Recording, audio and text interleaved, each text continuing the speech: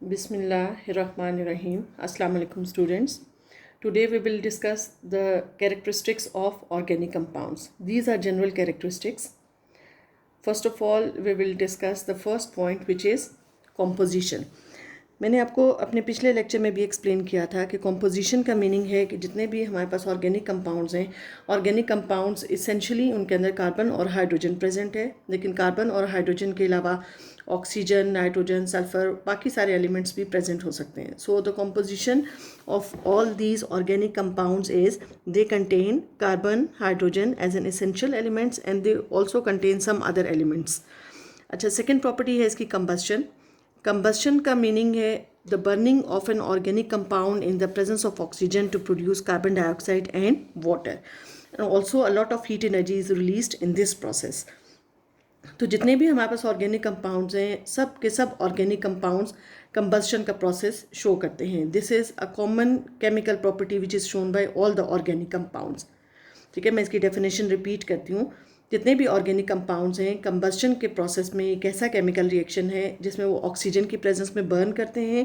और हर organic compound के अंदर चूँकि कार्बन और हाइड्रोजन प्रेजेंट है, तो वो कार्बन डाइऑक्साइड में, वाटर में कन्वर्ट होते हैं और साथ उसमें हीट एनर्जी रिलीज होती है. अच्छा, उसके बाद थर्ड पॉइंट है it is melting and boiling points. Melting and boiling points, अब यहाँ पर मैंने आपके सामने ब्रैकेट में लिखा हुआ है इंटरमोलिकुलर फोर्सेस.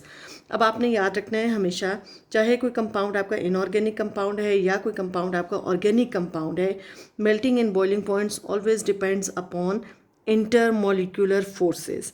कोई भी ऐसा कंपाउंड जिसके अंदर इंटरमोलिकुलर फोर्सेस स्ट्रॉन्ग होंगी, उसका मेल्टिंग एंड बॉइलिंग पॉइंट ज़्यादा होगा. और कोई भी ऐसा मॉलिक्यूल जिसके अंदर इंटरमोलिकुलर फोर्सेस वीक होंगी, उसका मेल्टिंग एंड बॉइलिंग पॉइंट कम होगा.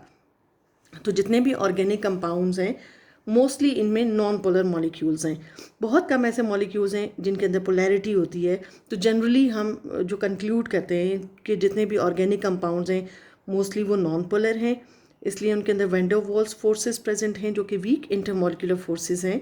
तो इसलिए ओवरऑल जितने भी ऑर्गेनिक कंपाउंड्स हैं, they have low melting and boiling points because they have week intermolecular forces present between their molecules. लेकिन एक्सेप्शंस हैं, जैसे अगर कोई हमारे पास ऑर्गेनिक मॉलिक्यूल है जिसके अंदर पोलैरिटी है, ऑब्वियसली उसका मेल्टिंग एंड बॉइलिंग पॉइंट ज़्यादा होगा. Now the fourth point is the stability. अब स्टेबिलिटी और मेल्टिंग एंड बॉइलिंग पॉइंट ये दो डिफरेंट टर्म्स हैं. आपने इन दोनों से अपने आप को कंफ्यूज नहीं करना. मैं मेल्टिंग एंड बॉइलिंग पॉइंट्स की टर्म दोबारा एक्सप्लेन करती हूँ कि जितने भी ऑर्गेनिक कंपाउंड्स हैं उनका मेल्टिंग एंड बॉइलिंग पॉइंट कम है, low melting and boiling point है. जब हम स्टेबिलिटी की बात करते हैं तो जितने भी ऑर्गेनिक कंपाउंड्स हैं, all these are highly stable. Stability depends upon the chemical bonds which are present within them. Stability chemical bonds पे डिपेंड करती है और melting and boiling point intermolecular forces पे डिपेंड करते हैं.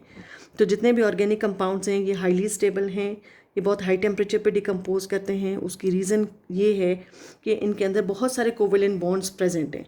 ऑर्गेनिक कंपाउंड्स बहुत कम है, जैसे मीथेन है, इथेन है, या जैसे एसिटिक एसिड है, ये स्मॉल मॉलिक्यूल्स हैं. लेकिन नॉर्मली जब हम पढ़ते हैं ऑर्गेनिक कंपाउंड्स की प्रॉपर्टीज़ को, तो हम देखते हैं दे शो कैटिनेशन. कैटिनेशन का मीनिंग है ये long chain molecules, long chain compounds बनाते हैं जिनके अंदर बहुत सारे कोवेलेंट बॉन्ड्स होते हैं. तो जब आपने किसी कंपाउंड की बात करनी है कि वो स्टेबल है या नहीं है, तो जब हम उसको हीट करते हैं तो हमें बहुत सारे केमिकल बॉन्ड्स को ब्रेक डाउन करना होता है, जिसके लिए हमें बहुत ज़्यादा एनर्जी की रिक्वायरमेंट होती है. So all these organic compounds they decompose at a higher temperature. It means they are stable and they decompose at a higher temperature and these compounds are highly stable. ठीक है, तो melting and boiling points are low because of intermolecular forces and they are highly stable because lot of covalent bonds are present within them and a high temperature is required to break down all these bonds. उसके बाद next है electrical conductivity.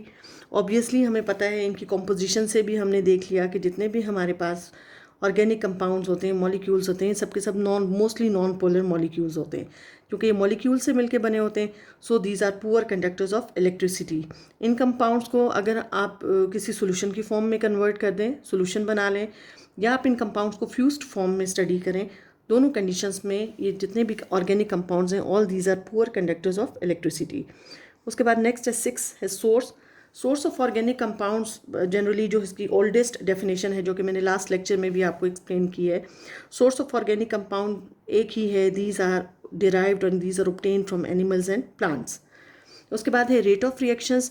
अब जो rate of reaction है इसको जब हम explain करते हैं तो हम देखते हैं कि जितने भी ऑर्गेनिक कंपाउंड्स हैं, ऑर्गेनिक मॉलिक्यूल्स हैं, all these are made up of molecules. तो जो कंपाउंड मॉलिक्यूल से मिलकर बना होता है उसका रेट ऑफ रिएक्शन स्लो होता है. अगर इसको हम कंपेयर करते हैं आयनिक कंपाउंड से, तो आयनिक कंपाउंड्स आइंस से मिलकर बने होते हैं, तो पॉजिटिव और नेगेटिव आइंस इमीडिएटली आपस में कंबाइन करते हैं, इसलिए उनके रेट ऑफ रिएक्शन फास्ट होते हैं. और जितने भी कोवेलेंट कंपाउंड्स होते हैं वो चूँकि मॉलिक्यूल से मिलकर बने होते हैं, that's why they have slow rate of reactions. So these were the characteristics of organic compounds. उसके बाद नेक्स्ट है न्यू एलोट्रॉप्स ऑफ कार्बन. अब कार्बन की जो एलोट्रॉपिक फॉर्म्स हैं उनसे तो आप फेमिलियर हैं, आपने पिछली बहुत सारी क्लासेस में पढ़ा है. डायमंड एंड ग्रेफाइट, उनकी प्रॉपर्टीज़ से भी आप फेमिलियर हैं. अब एक new allotropic form of carbon which is बकी बॉल्स, हम इसको डिस्कस करेंगे. जो बकी बॉल्स है एक्चुअली मॉन्ट्रियल, जो कि कनाडा में एक सिटी है, कनाडा में एक बिल्डिंग है जो कि एक साइंटिस्ट ने आर्किटेक्ट बकमिनिस्टर ने उस बिल्डिंग को बनाया. और उस बिल्डिंग का जो स्ट्रक्चर था वो एक बॉल लाइक स्ट्रक्चर था. जब साइंटिस्ट ने बकी बॉल्स को डिस्कवर किया, उनका स्ट्रक्चर ऑब्जर्व किया, तो साइंटिस्ट ने देखा कि बकी बॉल्स का स्ट्रक्चर तो बिल्कुल वैसा ही है, उसी बॉल लाइक बिल्डिंग की तरह है जो कि मॉन्ट्रियल कनाडा में है. तो साइंटिस्ट ने इस मॉलिक्यूल को, जो कि कार्बन की एक थर्ड एलोट्रॉपिक फॉर्म है, इसका स्ट्रक्चर चूँकि बिल्कुल एग्जैक्टली उसी बॉल लाइक बिल्डिंग की तरह है, तो इसलिए साइंटिस्ट ने इनको बकी बॉल्स कह दिया. इनको बकमिनिस्टर फुलेरीन भी कहते हैं. ये जो बकी बॉल्स हैं इन कंपाउंड का जो अल्टरनेट नेम है, they can also be called as buckminsterfullerene. Buckminster तो चूँकि हमने आर्किटेक्ट के नेम की बेसिस पे इन कंपाउंड्स को नेम किया, और फुलेरीन का मीनिंग है कोई भी ऐसा कंपाउंड जिसके अंदर सिर्फ और सिर्फ कोई भी ऐसा कंपाउंड या मॉलिक्यूल जिसके अंदर सिर्फ और सिर्फ कार्बन नेटवर्क हो और वो आपस में कंबाइन करके एक हॉलो केज लाइक स्ट्रक्चर बना दें. These are called as fullerenes. तो इस कंपाउंड को सिंपली हम बकी बॉल्स कह देते हैं. जो बकी बॉल्स होते हैं वो सिर्फ और सिर्फ कार्बन नेटवर्क है. ये एलोट्रॉपिक फॉर्म ऑफ कार्बन है, third allotropic form of carbon. ये सिर्फ और सिर्फ इसके अंदर कार्बन नेटवर्क है, कार्बन एटम्स प्रेजेंट होते हैं. इनमें जो सिंपलेस्ट, जो सबसे आप कह दें जो minimum number of atoms present हैं जिस मॉलिक्यूल में, वो 40 कार्बन एटम्स हैं. और जिस मॉलिक्यूल में maximum number of carbon atoms present हैं it is 100. So C40 is the minimum number of carbon atoms and C100 is the maximum number of carbon atoms in the molecules of buckyballs. लेकिन बकी balls का जो एक common molecule या जो simplest molecule जो exist करता है इट इज़ C60. C60 का मीनिंग है इसके अंदर 60 कार्बन एटम्स प्रेजेंट हैं. यहाँ पे मैंने बकी बॉल का जो स्ट्रक्चर है उसका एक छोटा सा पोर्शन आपके सामने शो किया हुआ है. इस बकी बॉल के स्ट्रक्चर में डिफरेंट हमारे पास स्ट्रक्चर्स हैं जो कि रिपीटेडली कंबाइन करते हैं और बॉल लाइक स्ट्रक्चर बनाते हैं. और ये जो बॉल लाइक स्ट्रक्चर है this is a hollow cage like structure. इसको आप रिलेट कर सकते हैं the structure of a football. अब फुटबॉल के स्ट्रक्चर में आप देखते हैं कि आपके पास कुछ पैचेस होते हैं. वो पैचेस हैं, अगर आप उसका स्ट्रक्चर ऑब्जर्व करें तो वो हेक्सागोन्स होती हैं, हेक्सागोनल पैचेस होते हैं जो रिपीटेडली कंबाइन करते हैं और हमारे पास फुटबॉल का स्ट्रक्चर बन जाता है. तो इसी तरह से बकी बॉल्स में भी हमारे पास दो तरह के पैटर्न्स होते हैं. एक हेक्सागोन जिसमें 6 साइड्स हैं या 6 कॉर्नर्स हैं, और दूसरा स्ट्रक्चर है इसमें पेंटागॉन. पेंटागॉन एक ऐसा स्ट्रक्चर है जिसमें अगर आप ऑब्जर्व करें तो ये 5 साइड्स इसकी बनती हैं. तो हेक्सागॉन्स और पेंटागॉन्स ऑल्टरनेटिवली कंबाइन, रिपीटेडली कंबाइन करते हैं और हमारे पास एक होलो केज लाइक स्ट्रक्चर बन जाता है जिसको हम कहते हैं द स्ट्रक्चर ऑफ अ बकी बॉल. अब ये पोर्शन मैंने आपके सामने जिस तरह से ड्रॉ किया है मैं आपको एक्सप्लेन करती हूँ. आपने सेंटर में एक हेक्सागोन ड्रॉ करना है. अब ये जो हेक्सागोन है इसकी टोटल आपके पास 6 साइड्स हैं. एक साइड पे, किसी भी एक साइड पे आप पेंटागॉन बना दें. पेंटागॉन में आपने ध्यान रखना है कि इसकी 5 साइड्स होनी चाहिए और इसके 5 कॉर्नर्स होने चाहिए. अगर आपने इधर पेंटागॉन ड्रॉ किया है तो उसके जो एडजेसेंट साइड है वहाँ पर आप हेक्सागोन ड्रॉ करेंगे, फिर पेंटागॉन, फिर नेक्स्ट साइड पे हेक्सागोन, फिर पेंटागॉन एंड हेक्सागोन. तो इस तरह से यही पैटर्न है जो कि रिपीटेडली कंबाइन होता रहेगा और हमारे पास बकी बॉल्स का स्ट्रक्चर बन जाता है. So finally we conclude that bucky balls are hollow cage like structure with alternate hexagons and pentagons. और उसमें जो सबसे मोस्ट कॉमन या most simplest molecule it is C60 which contains 60 carbon atoms. Now our next topic is functional groups and homologous series. अब functional group के name से आप familiar हैं. फंक्शनल ग्रुप क्या होता है, पहले मैं आपको एग्जांपल से समझाती हूँ, उसके बाद फिर मैं डेफिनेशन आपको एक्सप्लेन करूँगी।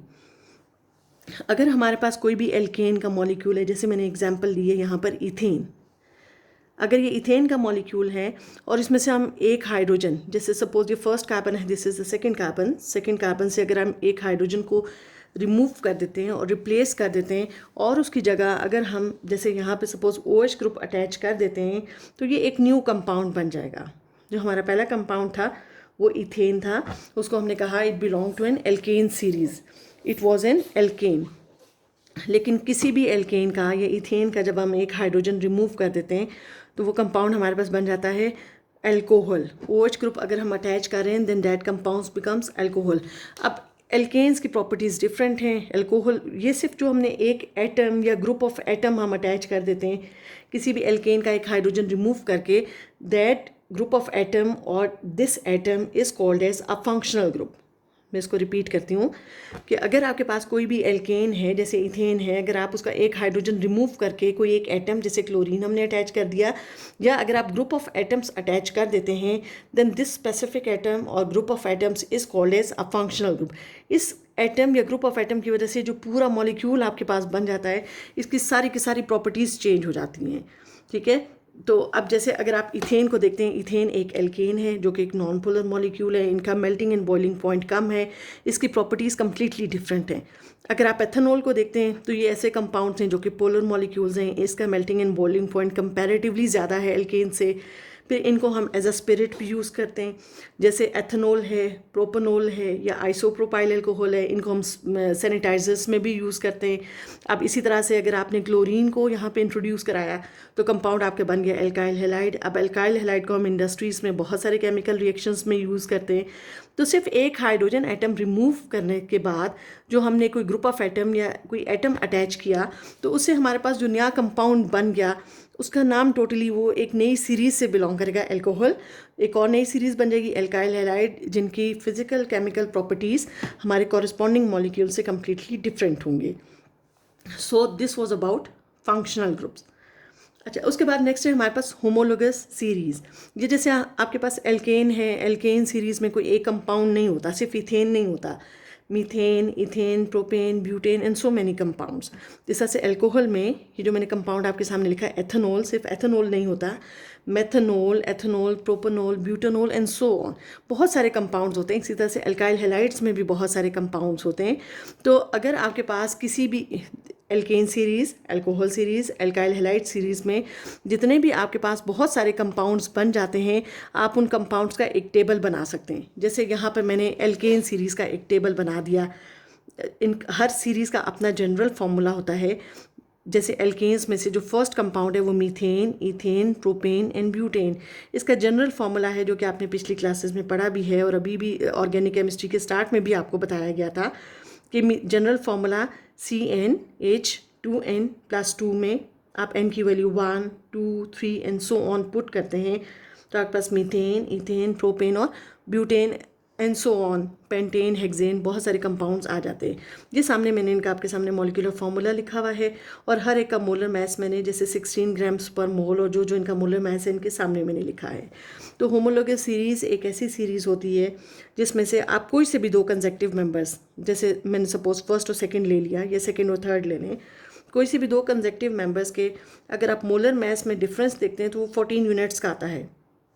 सपोज़ कि अगर आप सेकेंड और थर्ड का, इसका 30 ग्राम्स पर मोल है, इसका 44 ग्राम्स पर मोल, इनके मोलर मास में अगर डिफरेंस देखेंगे वो भी 14 यूनिट्स का आएगा। अगर कोई भी जैसे नेक्स्ट आपके पास पेंटेन और हेक्सेन है, कोई से भी दो, लेकिन कंडीशन ये है कंसेक्टिव और सक्सेसिव मेंबर्स, कोई से भी दो कंसेक्टिव मेंबर्स के दरमियान अगर उनके मोलर मास में डिफरेंस आप देखते हैं तो हमेशा 14 यूनिट्स का आएगा। और उसके अलावा अगर आप कोई से भी दो कंसेक्टिव मेंबर्स के फॉर्मूला में डिफरेंस देखते हैं, जैसे अगर इथेन और प्रोपेन के फॉर्मूला में डिफरेंस देखते हैं तो देखेंगे यहाँ पे 2 कार्बन्स, इधर 3 कार्बन्स, जो डिफरेंस क्या हो गया 1 कार्बन C, और यहाँ पे इन दोनों के हाइड्रोजन्स का डिफरेंस देखते हैं इट इज़ H2। तो इट मीन्स कि अगर आप पूरी सीरीज़ में से, वो ज़रूरी नहीं एल्केन हो, वो एल्कोहल भी हो सकती है, एल्काइल हैलाइड भी हो सकती है, वो अमाइंस भी, कोई भी कंपाउंड हो सकता है। अगर आप कोई से भी दो कंसेक्टिव मेंबर्स के फॉर्मूला में डिफरेंस देखते हैं तो हमेशा CH2 ग्रुप का डिफरेंस होगा। तो ये एग्जाम्पल मैंने आपको एक्सप्लेन की एल्केन सीरीज़ की। अब मैं डेफिनेशन आपको बताती हूँ होमोलोगस सीरीज़ की। होमोलोगस सीरीज़ को हम इस तरह से डिफाइन करते हैं, a series of related compounds, all these compounds are considered as related. मैं डेफिनेशन के बाद आपको बताऊंगी रिलेटेड का मीनिंग क्या है। Homologous series is a series of related compounds in which any two consecutive members, they have a difference between their mass of 14 units and they differ in their formula by a CH2 group. Series of related compounds का meaning है कि जो reaction methane show करेगा वही chemical reaction ethane, propane, butane और बाकी सारे members भी शो करेंगे।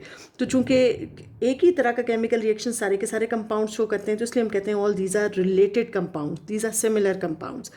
उसके अलावा अगर हम इनका फंक्शनल ग्रुप देखते हैं तो जो फंक्शनल, जैसे अगर अल्कोहल्स है तो जो फंक्शनल ग्रुप फर्स्ट मेंबर के साथ अटैच होगा जैसे OH, वही फंक्शनल सारे के सारे कंपाउंड के साथ अटैच होगा। उसके अलावा जब हम इनकी फिजिकल प्रॉपर्टीज़ को देखते हैं तो फिजिकल प्रॉपर्टीज़ में gradation, we observe a gradation in physical properties. उसका मीनिंग ये है कि जैसे जो लोअर मेंबर्स हैं, जैसे जो स्टार्ट के मेंबर्स होते हैं methane, ethane, they are called as lower members. और उसके बाद जब हम आगे मूव करते हैं propane, butane, pentane, hexane, they are considered as higher members. Lower members के उनका स्ट्रक्चर में नंबर ऑफ कार्बन एटम्स कम होते हैं, इनमें इंटरमॉलिक्यूलर फोर्सेस वीक होती हैं, इसलिए इनका मेल्टिंग एंड बॉइलिंग पॉइंट कम होता है। और जो हम आगे मूव करते जाते हैं हायर मेंबर्स की तरफ तो उनका melting and boiling point increase कर जाता है।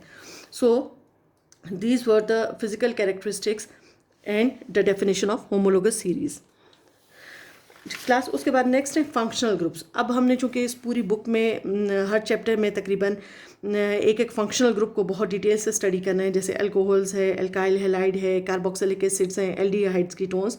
तो आपको पता होना चाहिए कि जैसे जो भी कंपाउंड है जो होमोलोगस सीरीज़ है उसको हम कहते हैं फैमिली ऑफ अ कंपाउंड।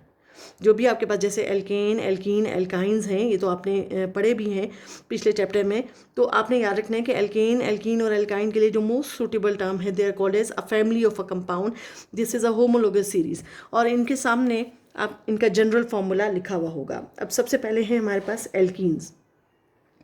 जो एल्कीन्स हैं उनके अंदर जो फंक्शनल ग्रुप होता है it is a double bond, at least one double bond का प्रेजेंट होना ज़रूरी है, एक से ज़्यादा भी हो सकते हैं।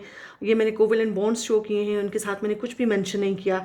इट मीन्स कि यहाँ पे हाइड्रोजन भी हो सकता है और एल्काइल ग्रुप भी प्रेजेंट हो सकता है। सेकेंड हमारे पास है एल्काइन। एल्काइन में जो मैंने एग्जाम्पल आपके सामने लिखी है it is the presence of at least one triple covalent bond in the whole chain. एक से ज़्यादा भी हो सकते हैं, लेकिन एक ट्रिपल कोवेलेंट बॉन्ड, और अगेन मैंने यहाँ पे सिंगल बॉन्ड्स के साथ कुछ भी मेंशन नहीं किया, तो अंडरस्टूड है यहाँ पे हाइड्रोजन भी हो सकता है और कोई एल्काइल ग्रुप भी हो सकता है। अच्छा, उसके बाद यहाँ पर हमारे पास नेक्स्ट है एरीन्स। एरीन्स के लिए आपने याद रखना है कि those molecules which contain at least one benzene ring within them they are called as arenes. At least one benzene ring का प्रेजेंट होना ज़रूरी है। यहाँ पे दो भी अटैच हो सकते हैं, कुछ और भी सब्सटीट्यूएंट्स अटैच हो सकते हैं, these are called as arene. Alkyl halide, अब यहाँ पर मैंने एल्केन का एक हाइड्रोजन रिमूव करके हेलोजन अटैच कर दिया है। हेलोजेंस को हम जनरली एक्स के साथ रिप्रेजेंट करते हैं।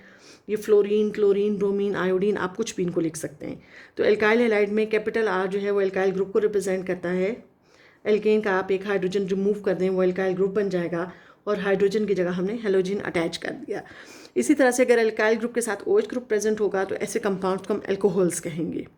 अगर एल्काइल ग्रुप के साथ अमाइनो ग्रुप प्रेजेंट होगा, these compounds are called as amines.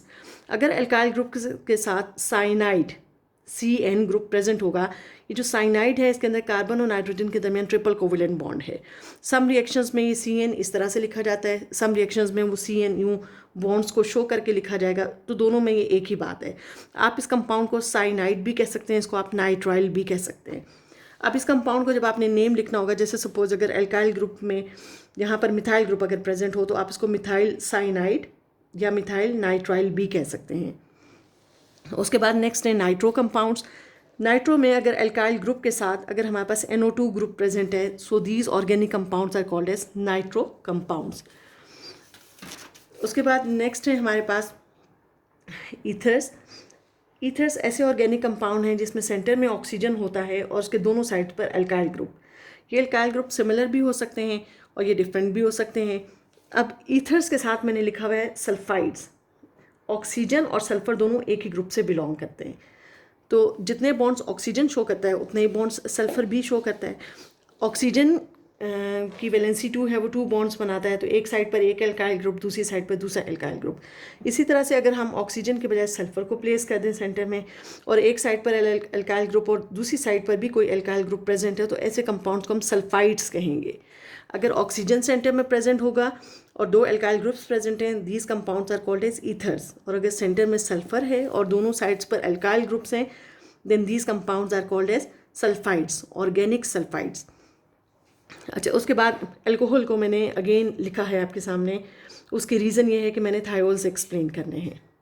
Alcohol में मैंने आपको बताया था कि किसी भी एल्केन का एक हाइड्रोजन रिमूव करके उसकी जगह आप OH ग्रुप अटैच कर दें तो कंपाउंड अल्कोहल बन जाता है।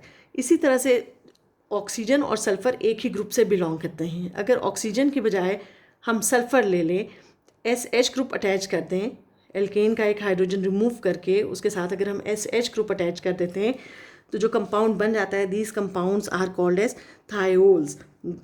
अगर यहाँ पे जैसे एल्काइल ग्रुप की बजाय अगर मिथाइल ग्रुप अटैच हो, तो इस कंपाउंड को हम कैसे नेम करेंगे? Methyl thiol. याद रखना है आपने कि जितने भी ऑर्गेनिक कंपाउंड्स हैं जहाँ पर सल्फर प्रेजेंट है, these compounds are called as thio compounds. ठीक है, सल्फर अगर यहाँ पर आपके पास SH ग्रुप प्रेजेंट है किसी भी ऑर्गेनिक कंपाउंड में, तो इस SH ग्रुप को हम क्या कहते हैं? This compound is a thio compound. So these are organic smelly sulphur compounds. अच्छा, उसके बाद नेक्स्ट है हमारे पास कार्बोनाइल ग्रुप। कार्बोनाइल ग्रुप को हमने इसलिए मैंने स्पेसिफिक करके सेपरेट करके लिखा है कि बहुत सारे ऑर्गेनिक कंपाउंड्स हैं जिसके अंदर ये कार्बोनाइल ग्रुप प्रेजेंट है। तो कार्बोनाइल ग्रुप को आइडेंटिफाई हम कैसे करते हैं? कार्बन डबल बॉन्डेड ऑक्सीजन, ये जो कार्बन डबल बॉन्डेड ऑक्सीजन अगर ये किसी मॉलिक्यूल के अंदर प्रेजेंट है, this whole group is called as a carbonyl group. अब इसके राइट साइड पर भी मैंने एक सिंगल कोवलेंट बॉन्ड शो किया है, लेफ्ट साइड पर भी एक सिंगल कोवलेंट बॉन्ड शो किया है। अब यहाँ पर वो बाद में स्टेप वाइज मैं आपको एक्सप्लेन करती जाऊँगी कि यहाँ पर हमने हाइड्रोजन अटैच करना है या एल्काइल ग्रुप। तो कार्बोनाइल ग्रुप्स में हमारे पास बहुत सारी एग्जाम्पल्स हैं। The first example is aldehyde. अगर कार्बोनाइल ग्रुप सेंटर में प्रेजेंट है और दोनों में राइट और लेफ्ट किसी भी एक साइड पर अगर आपके पास एल्काइल ग्रुप है और दूसरी साइड पर हाइड्रोजन, एल्काइल ग्रुप इधर भी हो सकता है, हाइड्रोजन दूसरी साइड पर भी जा सकता है, कोई स्पेसिफिकेशन नहीं है इसमें। तो एल्डिहाइड्स में अगर कार्बोनाइल ग्रुप सेंटर में है, एक साइड पर हाइड्रोजन और दूसरी साइड पर alkyl group, so this compound is called as aldehyde. अगर कार्बोनाइल ग्रुप सेंटर में है और दोनों साइड पर एल्काइल ग्रुप्स हैं, सिमिलर भी हो सकते हैं, डिफरेंट भी हो सकते हैं, then these compounds are called as ketones. उसके बाद नेक्स्ट है कार्बोक्सिलिक एसिड्स। ये सारे आपने नॉमेनक्लेचर में पढ़े हुए भी हैं, इन कंपाउंड्स के बारे में डिटेल से पढ़ा हुआ भी है। कार्बोक्सिलिक एसिड्स क्या होते हैं कि अगर आपके पास कार्बोनाइल ग्रुप है सेंटर में और OH है एक साइड पे और दूसरी साइड पे आपके पास एल्काइल ग्रुप है, या आप यूँ कह दें कि आपके पास एल्काइल ग्रुप के साथ कार्बोक्साइल ग्रुप अटैच्ड है। Carboxyl group is carbon double bonded oxygen single bonded OH। ये this is called as whole group is called as carboxyl group. अगर कार्बोनाइल कार्बन OH ग्रुप के साथ अटैच्ड हो, this is carboxyl group. अगर वो alkyl group के साथ attached है, these are called as carboxylic acids. Next हमारे पास हैं कंपाउंड्स एस्टर्स। एस्टर्स ऐसे ऑर्गेनिक कंपाउंड हैं जिसमें कार्बन डबल बॉन्ड ऑक्सीजन और single bond oxygen, this whole is the functional group. अब यहाँ पर जो पूरा फंक्शनल ग्रुप है वो क्या है? Carbon double bonded oxygen and single bonded oxygen, ये पूरा फंक्शनल ग्रुप है। अगर एक साइड पर भी एल्काइल ग्रुप है और दूसरी साइड पर भी एल्काइल ग्रुप है, तो इस तरह के कंपाउंड्स को हम कहते हैं asters. These alkyl groups may be similar, these may be different. उसके बाद नेक्स्ट है हमारे पास अमाइड्स। अमाइड्स में हमारे पास जो फंक्शनल ग्रुप है, it is carbon double bonded oxygen with NH2 group. ये पूरा हमारा फंक्शनल ग्रुप है। इस फंक्शनल ग्रुप के अंदर कार्बोनाइल ग्रुप प्रेजेंट है। अगर ये एल्काइल ग्रुप के साथ अटैच्ड होंगे, then this whole compound is called as amide. अब डिफरेंस आपने याद रखना है, अगर एल्काइल ग्रुप के साथ सिर्फ NH2 ग्रुप होगा तो अमाइनो, अगर एल्काइल ग्रुप के साथ C डबल बॉन्ड O और NH2, then this is called as amide. उसके बाद कार्बोनाइल कंपाउंड्स में जो नेक्स्ट एग्जांपल है हमारे पास, these are carboxylic acid chloride. इनको हम एसाइल क्लोराइड भी कह सकते हैं। डिफरेंट रिएक्शंस में मैंने पहले भी आपके सामने लिखा, आगे भी चैप्टर्स में पढ़ेंगे। नॉर्मली इनके लिए जो हम टर्म यूज़ करते हैं, these are called as acyl chloride. अब इसमें जो functional group it is carbon double bonded oxygen and single bonded chlorine, this is a functional group. अगर ये फंक्शनल ग्रुप एल्काइल ग्रुप के साथ अटैच्ड होगा तो जो हमारे पास कंपाउंड्स बन जाएंगे, these are called as acyl chloride. अब यहाँ पर आपने याद रखना है कि अगेन इनके अंदर कार्बोनाइल ग्रुप प्रेजेंट है, लेकिन फंक्शनल ग्रुप क्या है? Carbon double bonded oxygen and chlorine, this is the whole functional group. उसके बाद नेक्स्ट है हमारे पास कार्बोक्सिलिक एसिड एनहाइड्राइड और सिंपली एनहाइड्राइड भी हम इनको कह सकते हैं।